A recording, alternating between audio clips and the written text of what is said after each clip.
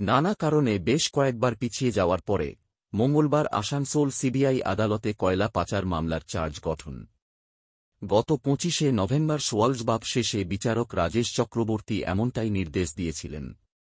এই মামলায় চার্জশিটে থাকা সব অভিযুক্তকে সশরীরে আদালতে হাজির হতে হবে, এমনও নির্দেশ গত ২৫শে নভেম্বর বিচারক দিয়েছেন। এখন দেখার মঙ্গলবার শেষ পর্যন্ত কি হয়।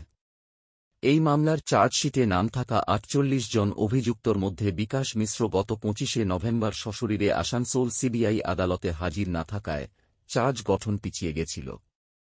প্রসঙ্গত, কয়লা পাচার মামলার চার্জ গঠনের ঠিক আগের দিন অর্থাৎ গত ২৪ নভেম্বর রবিবার কলকাতায় কালীঘাট থানা পুলিশের হাতে গ্রেপ্তার হয় এই মামলার অন্যতম অভিযুক্ত বিকাশ মিশ্র।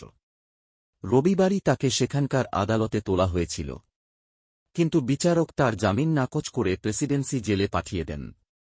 সোমবার তাকে আবার কলকাতায় আলিপুরে বিশেষ পক্সো কোর্টে পেশ করা হয়। সেখানে তার জামিন নাকচ করে বিচারক ২-৮ নভেম্বর পর্যন্ত পুলিশ রিমান্ডের নির্দেশ দেন, যে কারণে ২৫শে নভেম্বর বিকাশ মিশ্র আসানসোল সিবিআই আদালতে সশরীরে বা ভার্চুয়াল হাজির থাকতে পারেনি। পরে কালীঘাট থানার মামলায় তার জেল হেফাজত হয়। প্রসঙ্গত, এর আগে ১৪ নভেম্বর এই মামলার চার্জ গঠনের দিন ঠিক ছিল। সেদিন অন্যদের সঙ্গে বিকাশ মিশ্র আসানসোল সিবিআই আদালতে এসেছিলেন। ওইদিন অন্য দুজন গরহাজির ছিলেন, যার মধ্যে একজন মারা গেছেন, অন্যজন অসুস্থ ছিলেন। তাই চার্জ গঠনের প্রক্রিয়া শুরু হলেও চার্জ গঠন করা যায়নি।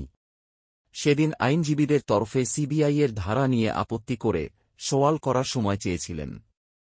সেই সময় বিচারক দেওয়ায় মামলার অভিযুক্তদের তরফে অন্যতম ৩ আইনজীবী শেখর কুণ্ডু, সোমনাথ চট্টরাজ ও অভিষেক মুখোপাধ্যায় গত ১৮ নভেম্বর সওয়াল করেছিলেন।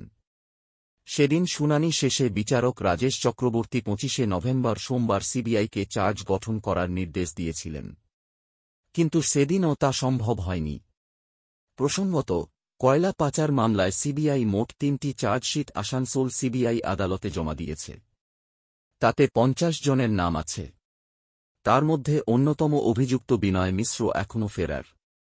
তাকে সিবিআই ধরতে না পারায় চার্জশিটে পলাতক বা অ্যাবসকন্ড দেখানো হয়েছে।